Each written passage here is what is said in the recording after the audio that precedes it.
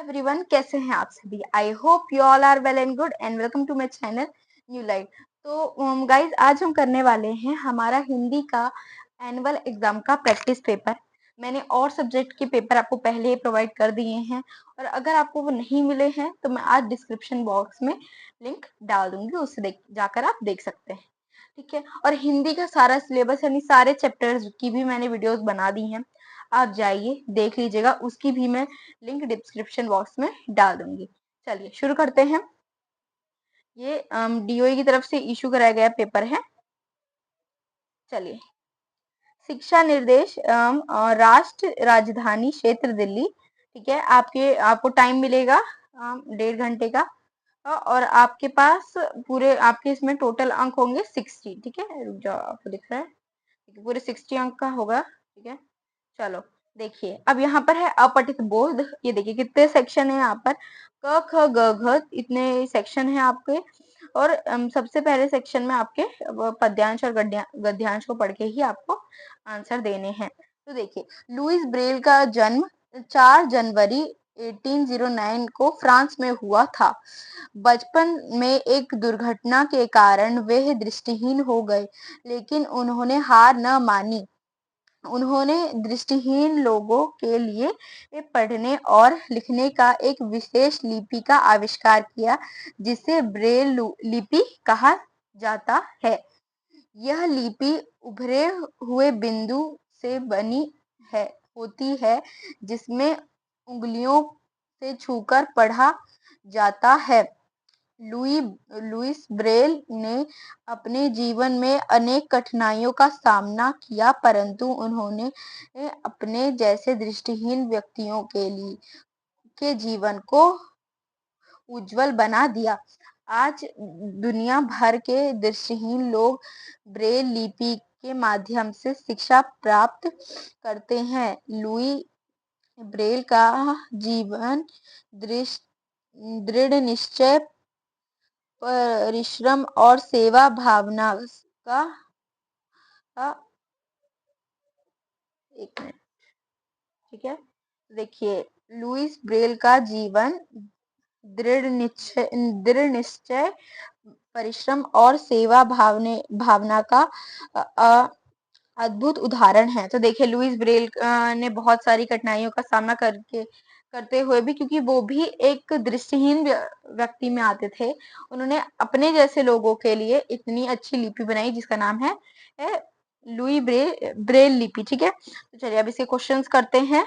देखिए, गद्यांश के अनुसार लुई ब्रेल ने किसके लिए विशेष लिपि का आविष्कार किया।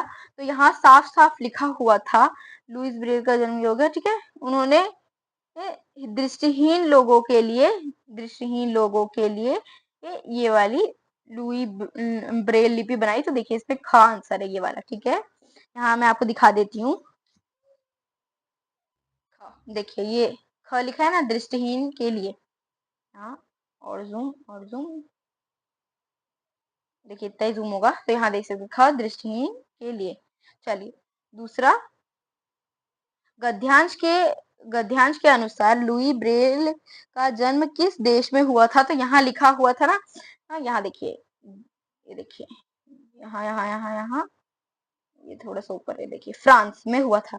मैंने पढ़ रखा है, इसलिए मैं कैसे आसानी से आंसर दे रही हूँ। इनका जन्म यहाँ देखिए, यहाँ ना ऑप्शंस में से आपको देख के बताना है। तो ये रुकिए, मैं दिखाती हूँ, एक मिनट। हाँ, देखिए कहाँ गया, ख फ्रांस में हुआ था। ठीक है, पहले का भी आंसर ख और इसका भी आंसर ख। देखिए, नेक्स्ट क्वेश्चन। अरे रे, देखिए, ब्रेल लिपि, एक मिनट। हाँ,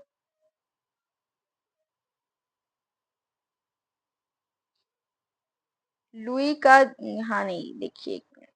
हाँ हाँ, ब्रेल लिपि कैसी होती है। तो यहाँ पर ये जो गद्यांश था उसमें लिखा हुआ था, और मैंने इसे नोटबुक में भी लिख रखा है, तो मैं आपको दिखा देती हूँ पहले नोटबुक वाला ही। एक मिनट। हाँ,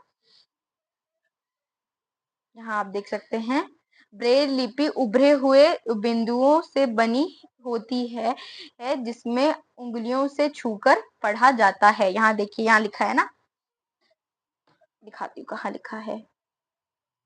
ब्रेल लिपि कहा जाए, ये देखिए, यहाँ देखिए, यह लिपि उभरे हुए बिंदुओं से बनी होती है, जिसे ये देखिए पूरा उसी में से है, यही गद्यांश में से ही, तो उसी से आपको करना है, ठीक है। अब यहाँ नेक्स्ट क्वेश्चन देख लेते हैं। लुई ब्रेल का जीवन हमें क्या सिखाता है? तो लुई ब्रेल का जीवन हमें क्या सिखाता है, यहाँ आप देखिए,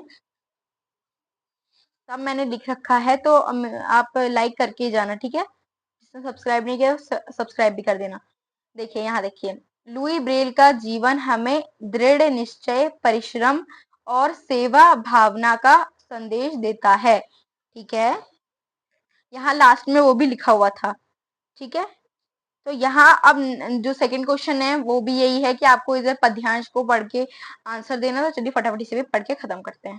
देखिए, वश में जिससे हो जाते हैं प्राण, देखिए, वश में जिससे हो जाते हैं प्राणी सारे, जन जिससे बन जाते हैं आंखों के तारे, मुंह खोलो तो मीठा बोलो प्यारे, सदा जोड़ देने देने वाली जो टूटे नाता, मीठे बोली प्यार से बीज बीज है देने वाली, कांटों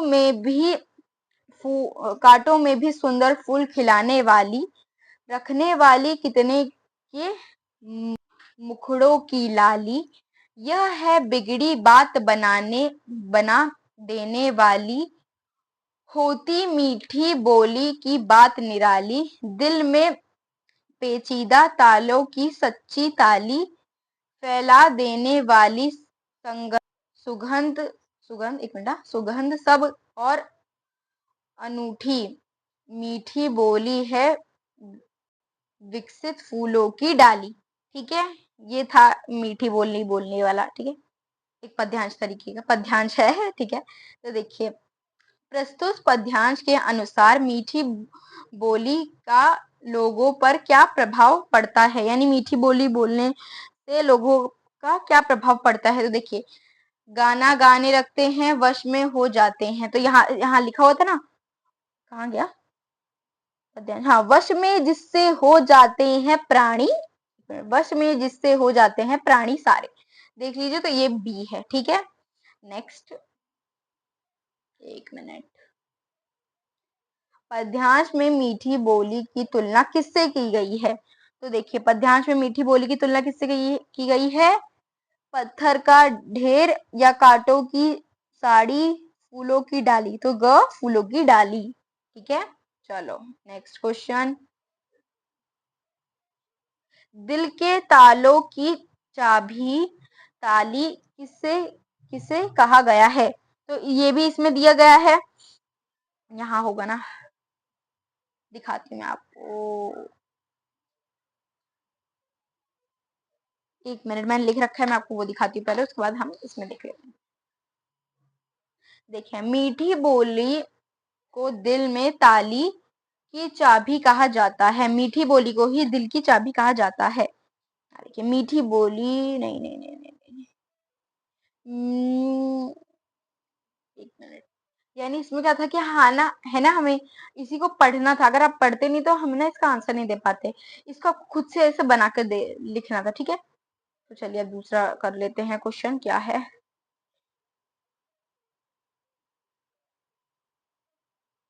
पद्यांश में वर्णित मीठी बोली की कोई दो विशेषताएं बतानी है इसमें। तो देखिए, मीठी बोली टूटे हुए रिश्ते को जोड़ देती है, मीठी बोली प्रेम और अपनापन बढ़ाती है, ठीक है, पता चल गया। चलो नेक्स्ट, और क्या है, अब देखिए, इधर हमें करना है व्यवहारिक व्याकरण, ठीक है, तो यानी इसमें व्याकरण है, तो चलिए इसे भी देख के खत्म करते हैं। इधर आपको जो होता है ना अपोजिट वर्ड्स, जैसे खट्टा मीठा तीखा, वैसा ही आपको करना है। जैसे आशा, तो उसका ग निराशा, वीर क कायर, और तीन का क्या है, अमावस यानी पूर्णिमा। अब देखिए, यहाँ आप लोग देख सकते हैं, हाँ, एक डैश और 100 बीमार। अब इसमें हमें उचित मुहावरा बताना है। एक अनार, यानी अनार एक है और बीमार 100 है, ठीक है। अब देखिए, नवजीवन की ले अंगड़ाई क्रिया शब्द का पहचान कर लिखिए। यानी जो नवजीवन है वो उसमें क्रिया सबको पहचानना है, तो इसमें क्रिया शब्द क्या है, ली, ठीक है। आपको सारे इसके जो क्रिया और ये सर्वनाम मुहावरे सब कुछ अच्छे से पढ़ लेना, ठीक है। क्रिया के भेद और मुहावरे के मुहावरा वगैरह सबको आपको अच्छे से पढ़ लेना है, अगर आपको अच्छा स्कोर करना है तो, ठीक है। बाबा भारती घोड़े से उतरकर स्वयं लगाम पकड़कर चलने लगे। दिए गए वाक्य में सर्वनाम पहचान कर लिखना है। तो इसमें सर्वनाम क्या है, सर्वनाम जो नाम की जगह इस्तेमाल होते हैं, यानी नाउन नहीं, यानी प्रोनाउन। देखिए स्वयं है ना, स्वयं, ठीक है। चलिए, डाल पर पीला फूल खिला है। व्याकरण का विशेषण का भेद बताना है आपको। ये कौन सा है, विशेषण के भी आपको अच्छे से सारे भेद कर लेने हैं, और इसका आंसर है गुणवाचक विशेषण, ठीक है। अब नेक्स्ट देख लेते हैं।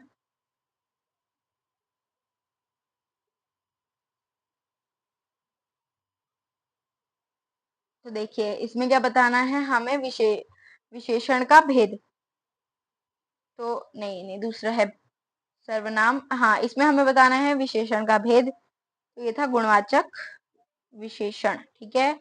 उसके बाद है, यहाँ देख लेते हैं नेक्स्ट क्वेश्चन क्या है। भाववाचक संज्ञा का एक उदाहरण लिखिए। तो भाववाचक संज्ञा का हम काफी सारे उदाहरण देख सकते हैं। ममता, खुशी, ममता जो मम्मी का प्यारा होता है, खुशी, दुखी, कोई भी आप लिख सकते हैं ऐसे भाव, ठीक है। जल को धारण करने वाला जलधारी, ठीक है। हृदय पर सांप लौटना, मुहावरे का अर्थ इधर हमें सॉरी, देखिए, हृदय पर सांप लौटना मुहावरे का अर्थ अधिक, मतलब बहुत ज्यादा ईर्ष्या करना। सही है या गलत, सही है, बहुत मतलब बहुत ईर्ष्या करना, ठीक है। चलिए, अब नेक्स्ट देखते हैं क्या है। अब यहाँ पर भी ये गद्यांश है, उसे पढ़ के हमें बताना है, ठीक है। हमें पढ़ के इसके आंसर देने हैं। ये आपकी बुक में से ही है, ठीक है। जब रियासत देवगढ़ के दीवान सरदार सुजान सिंह बूढ़े हुए तो परमात्मा की याद आई। जाकर महाराज से विनय किया कि दिन बंधु दास ने इस श्रीमान की सेवा 40 साल तक की।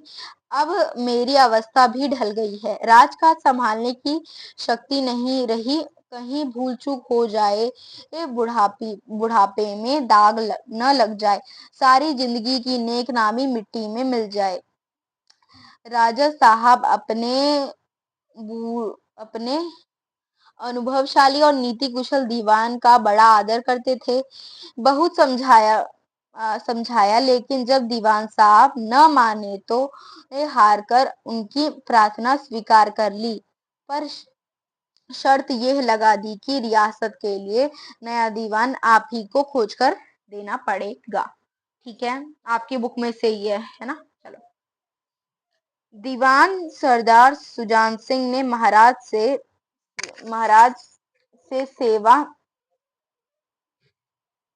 सेवानिवृत्ति की प्रार्थना क्यों की। देखिए, अब यहाँ इसका आंसर क्या है, इसका आंसर है, ये वाला तो नहीं है, घ। उनकी शक्ति व आयु दोनों ढल चुकी थी। जो उनकी शक्ति और आयु थी वो दोनों ढल चुकी थी। अब नेक नामी मिट्टी में मिल जाए का क्या अर्थ है, यानी जो नेक नामी है वो मिट्टी में मिल जाए, उसका क्या अर्थ है। तो इसका अर्थ है सम्मान। हाँ, सम्मान पर, एक मिनट, सम्मान व प्रतिष्ठा नष्ट हो जाना, ठीक है। चलो, अब देख लिया आप लोग। प्रार्थना स्वीकार करते समय दीवान सरदार ने के सामने क्या शर्त रखी गई। तो क्या शर्त रखी गई थी कि वे नया दीवान स्वयं खोज कर लाएं। वो जैसे वो खुद है नीति कुशल, वैसे दीवान खुद ही खोज के लाएं, तभी वो रिटायर हो सकते हैं, ठीक है। इस गद्यांश में हमें कौन सी शिक्षा मिलती है? तो इस गद्यांश में हमें क्या शिक्षा मिलती है? तो क, पद में बढ़कर कर्तव्य निष्ठा का महत्व होता है। ठीक है, यानी जो पद है उससे बढ़कर कर्तव्य निष्ठा का होता है। ठीक है, होता है। चलो अब देखिए, इधर क्वेश्चन आंसर है, कोई दो करने हैं आपको। तो देखिए, एंजेला को किस प्रकार की कहानियों लुभाती थी? क्षत्रिय और बिहू नृत्य पाठ पे है। ठीक है, तो देखो मैंने इधर लिख रखा है, और ये बुक में से, ये मैं आपको बुक में दिखा देती हूँ। ठीक है, इधर देखिए, जिसमें यहाँ से देखिए,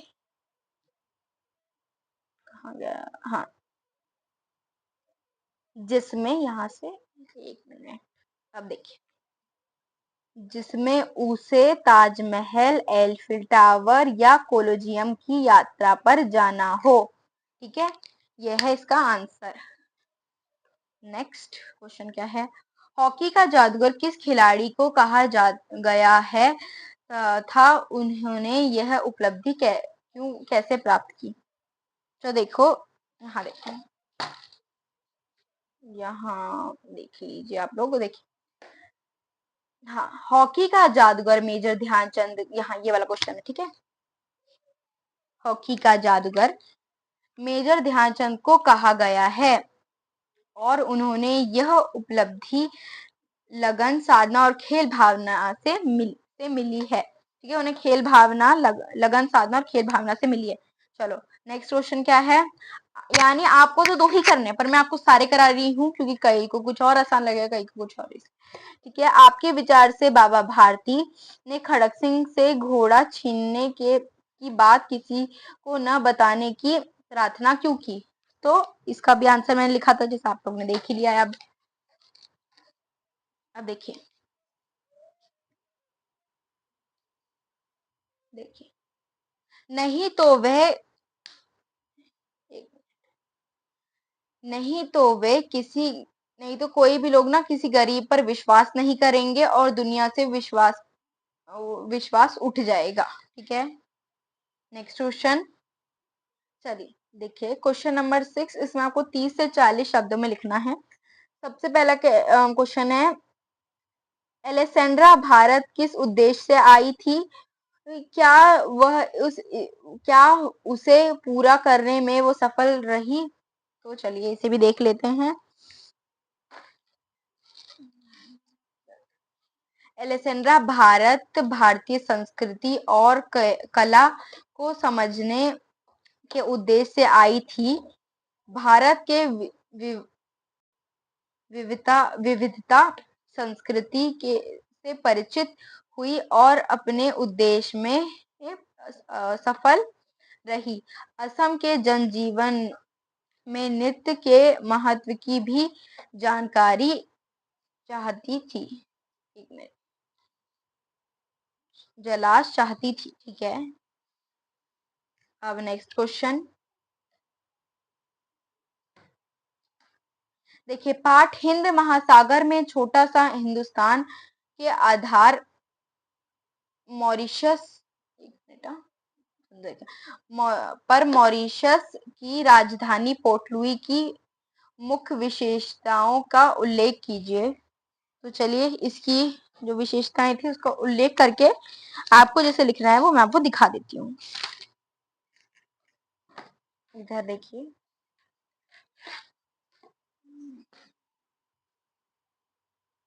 इधर पोर्ट लुई मॉरिशस की राजधानी है। ठीक है, यह भारत संस्कृति, भाषा और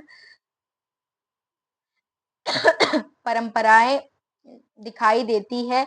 यह व्यापार और परासन का मुख्य केंद्र है।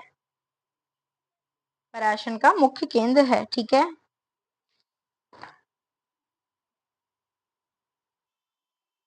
नेक्स्ट क्वेश्चन,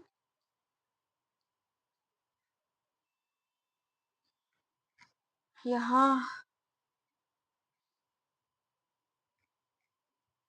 पाठ पेड़ की बात के आधार पर उदाहरण सहित लिखिए कि पेड़ पौधे हमारे जीवन के लिए क्यों आवश्यक हैं। तो देखिए, ये तो कोई छोटा बच्चे से भी आप पूछोगे तो वो भी बता देगा कि क्यों आवश्यक है, पर मैं आपको दिखा देती हूँ कैसे।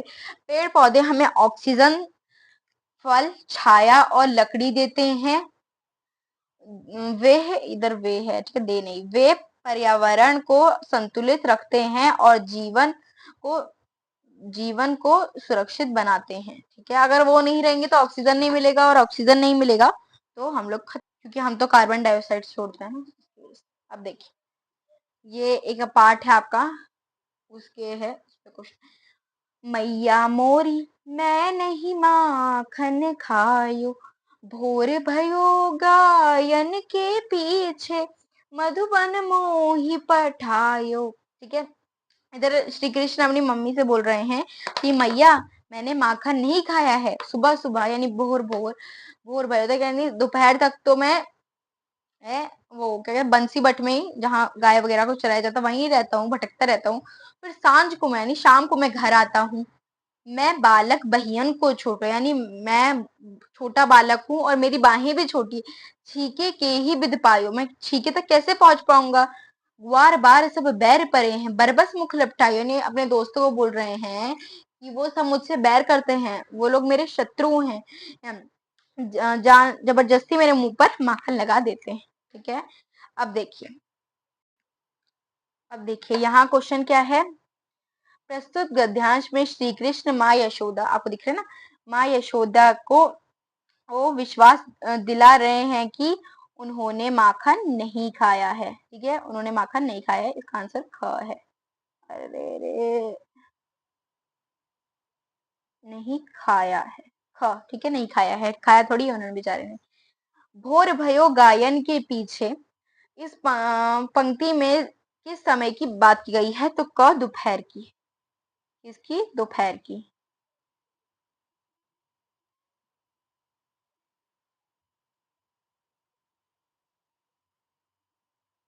एक मिनट, क दोपहर की, ठीक है। चलिए देखते हैं नया दूसरा क्वेश्चन। श्री कृष्ण ने छीके तक न पहुंचने पर के श्री कृष्ण छीके तक न पहुंच पाने के लिए क्या तर्क दिया, उन्होंने क्या तर्क दिया था कि मेरी बाहें छोटी हैं, ख उनकी बाहें छोटी हैं, ख उनकी बाहें छोटी हैं, ठीक है। श्री कृष्ण माँ यशोदा के सामने ग्वाल बाल को अपना डैश बता रहे हैं, तो ये देखिए मैंने भी बोला था ना, शत्रु, ग शत्रु, ठीक है। अब देखिए इसमें यहाँ क्या है, प्रश्न नंबर 8, इधर भी प्रश्न उत्तर है, तो चलिए फटाफट उसे भी कर ले। तो देखिए, चेतक कौन था तथा वह किसके इशारे पर मुड़ जाता था, तो चेतक कौन था, महाराणा प्रताप का घोड़ा था, और वो उनके इशारे पर मुड़ जाता था, या वो अपने स्वामी के इशारे पर मुड़ जाता था, ठीक है। मातृभूमि कविता में हिमालय और आकाश को कैसे चित्रित किया गया है, तो क्या बोला गया था,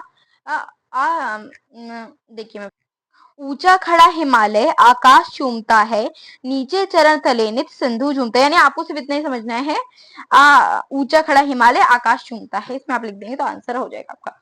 रहीम के अनुसार सज्जन पुरुष किसके लिए संपत्ति सहेज कर रखते हैं, तो सज्जन पुरुष वो होते हैं जो दूसरों की मदद के लिए अपनी संपत्ति सहेज के रखते हैं। जैसे पेड़ अपना जो पेड़ अपना फल है देता है दूसरों को, नदियां अपना पानी देती हैं, खुद नहीं पीती हैं, वैसे सज्जन पुरुष अपनी संपत्ति सहेज के देता है, ठीक है। चलिए आज की वीडियो में इतना ही। Thank you and take care.